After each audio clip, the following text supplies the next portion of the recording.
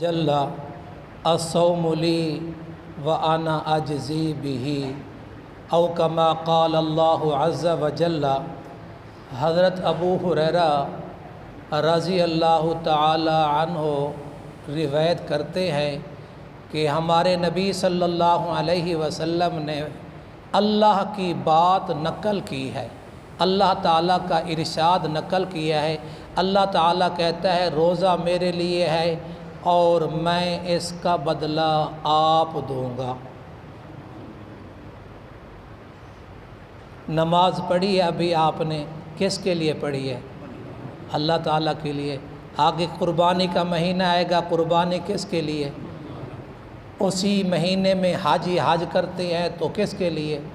اللہ کہہ رہا ہے روزہ میرے لیے، حالانکہ ساری عبادات آپ نے جو کی ہے وہ اللہ تعالیٰ کے لیے ہے۔ اللہ کہتا ہے روزہ میرے لیے ہے، میں آپ اس کا بدلہ دوں گا۔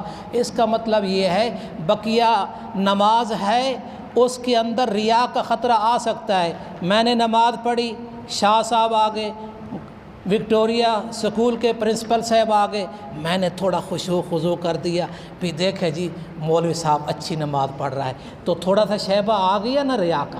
ہاں جی قربانی ہے تو اس میں بھی خطرہ ہے، اور پاکستانیوں کا حج تو سبحان اللہ، حاجی جا رہا ہوتا ہے، پتہ نہیں دولہا جا رہا ہوتا ہے، میں تو کبھی کبھی خود کنفیوز ہو جاتا ہوں۔ تو بقیہ جتنے اعمال ہیں اس میں ریا کا خطرہ رہتا ہے، خطرہ ہو سکتا ہے۔ روزہ ایسی عبادت ہے اس کے اندر ریا ہو ہی نہیں سکتا، اس کو کسی اور کو پتہ چل ہی نہیں سکتا جب تک کہ وہ خود نہ بتائے میرا روزہ ہے۔ تو بئی معنی کہ روزہ میرے لیے ہے اور میں اس کا بدلہ دوں گا۔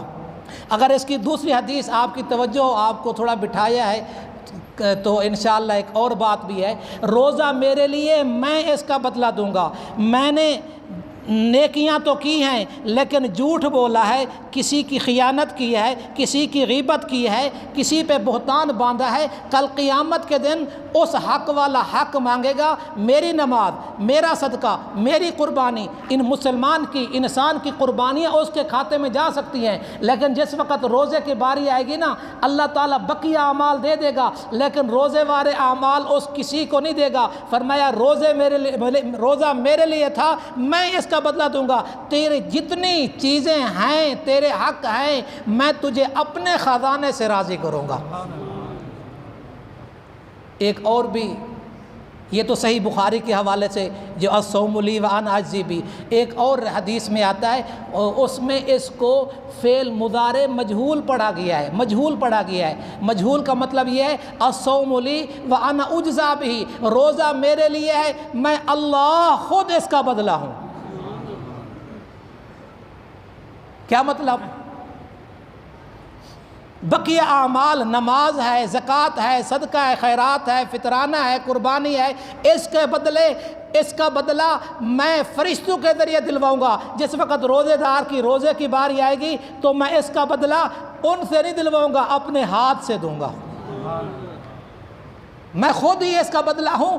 اور شاعر کہتا ہے، توجہ کرو تو مت سمجھ آئے گا، قافیہ بندی نہیں ہے، قافیہ بندی سمجھتی ہے، جس سے وہ آپ ہی فرمائیں کہ ہم تیرے ہیں، اپنی آہوں میں وہ تاثیر کہاں سے لائیں۔ نبی صلی اللہ علیہ وسلم ایک موقع پر مہاجر اور انصار صحابی میں مال تقسیم کیا، وہ مال سارا مہاجرین کو دے دیا۔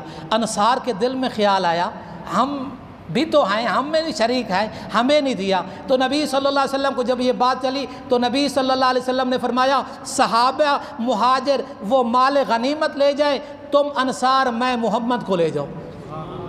تو ان انصار نے کہا یا رسول اللہ جرا گھر پہ ہے نا وہ بھی نہ دو چھڑو، وہ بھی ان کو دے دو، آپ ہمارے خاطر، آپ ہمارے اگر حصے میں آئیں۔ اور پھر آقا صلی اللہ علیہ وسلم نے اس پہ کر کے دکھایا۔